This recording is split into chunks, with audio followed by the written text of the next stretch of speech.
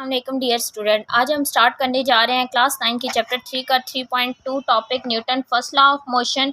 ठीक है, इसमें सबसे पहले हम देखेंगे कि Newton first law of motion है क्या हमारे पास। A body continues its state of rest और of uniform motion in a straight line provided no net force act on it. यानी कि एक बॉडी कंटिन्यू रखती है अपनी स्टेट ऑफ रेस्ट या यूनिफॉर्म मोशन कि जब तक उस पर कोई नेट फोर्स यानी कि कोई भी एक्सटर्नल फोर्स एक्ट ना करे। यानी कि एक चीज़ अगर रेस्ट में है ना तो वो रेस्ट में ही रहेगी, अगर मोशन में है तो वो उसी स्पीड से ना मोशन में ही रहेगी जब तक उसे कोई बैरूनी फोर्स उस पर अमल ना कर दे। तो Newton first law of motion की डेफिनेशन ये आपके पास एग्जांपल के थ्रू आउट हम देखते हैं कि Newton first law of motion क्या है।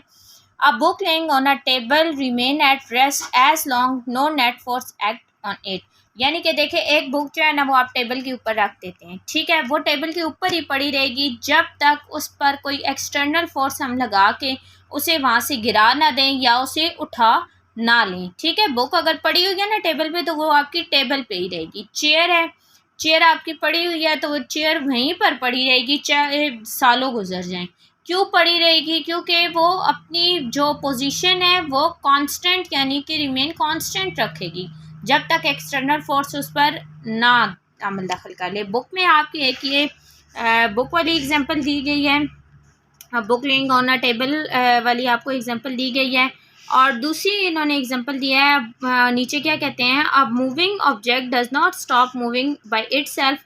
जैसे कि एक बॉल है ना, किसी भी बॉल को आप थ्रो करते हो, ठीक है, फ्लोर के ऊपर, ठीक है, वो आपकी जो बॉल है वो मूव करती रहेगी अगर उस पर फ्रिक्शन फोर्स अमल ना करे। ठीक है, आप जानते हैं कि फ्लोर पे आपकी ग्रेविटेशनल फोर्स भी अमल कर रही होती है और फ्रिक्शनल फोर्स भी।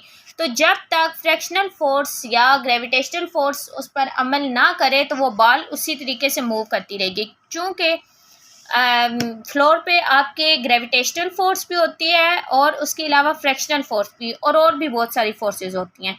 सो ये फोर्सेस जो हैं बॉल को थोड़ा सा ही दूर जाके उसकी स्पीड क्या कर देती है, स्लो कर देती है, और एक पॉइंट आता है कि बॉल जाके वहाँ पर रुक जाती है।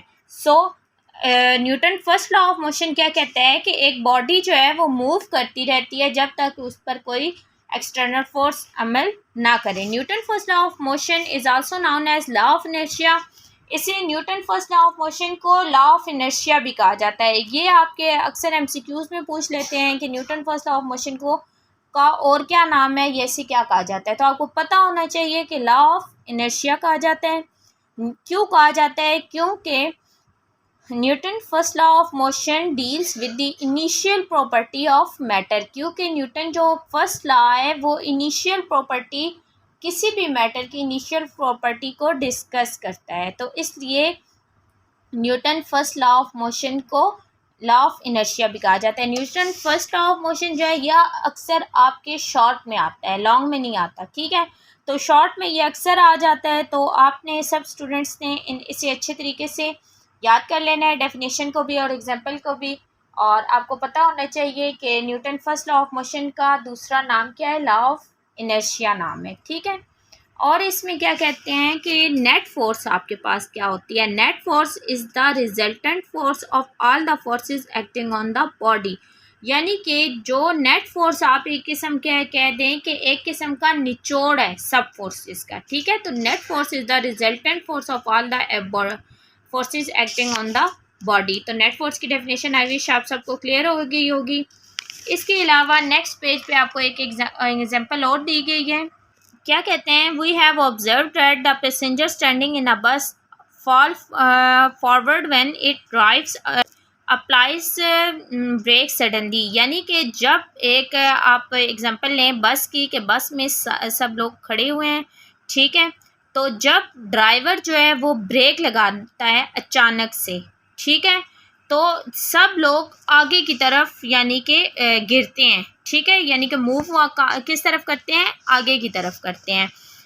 It is because the upper parts of the bodies tends to continue its motion. वो इसलिए होता है कि जो ऊपर वाला हमारा हिस्सा होता है वो जो होता है ना मोशन कर रहा होता है, कंटिन्यू मोशन रखता है अपनी, while lower parts of the body is contact with the bus stop with it, hence its fall forward। इस एग्जांपल को क्या कहते हैं कि जब लोग बहुत सारे बस में खड़े हुए हैं और एकदम से ड्राइवर ब्रेक लगाता है तो सब लोगों का आप नोट करेंगे कि ऊपर वाला हिस्सा आगे की तरफ जाता है लेकिन पाँव वहीं पर रहते हैं। पाँव वहाँ पर क्यों रहते हैं? क्योंकि बस में देखिए अब अपर लेवल पे ना जो फ्रैक्शनल फोर्स है या जो ग्रेविटेशनल फोर्स है वो कम अमल दखल कर रही है, तो इसलिए वो जो उनका ऊपर वाला हिस्सा है वो ड्राइवर के ब्रेक लगाते ही आगे की तरफ चला जाता है और जो नीचे वाला हिस्सा है वो पीछे ही रहता है। क्यों पीछे रहता है? क्योंकि उस पर कोई एक्सटर्नल फोर्स नहीं लग रही है। ठीक है, सो ये आपका एग्जाम्पल आ गई है। Newton first law of motion में आपने डेफिनेशन और एग्जाम्पल एक याद रखनी है, बुक लेन वाली सबसे छोटी एग्जाम्पल है क्योंकि ये शॉर्ट आता है, 2 मार्क्स क्वेश्चन होता है, तो उसके लिए डेफिनेशन और एग्जाम्पल एक छोटी सी काफ़ी है। और एमसीक्यूज़ के लिए आपको पता होना चाहिए कि फर्स्ट लॉ ऑफ मोशन को और क्या कहा जाता है। काइंडली मेरा चैनल सब्सक्राइब करें, लाइक करें और कमेंट करना मत ना भूलिएगा। थैंक यू डियर स्टूडेंट, अल्लाह हाफिज़।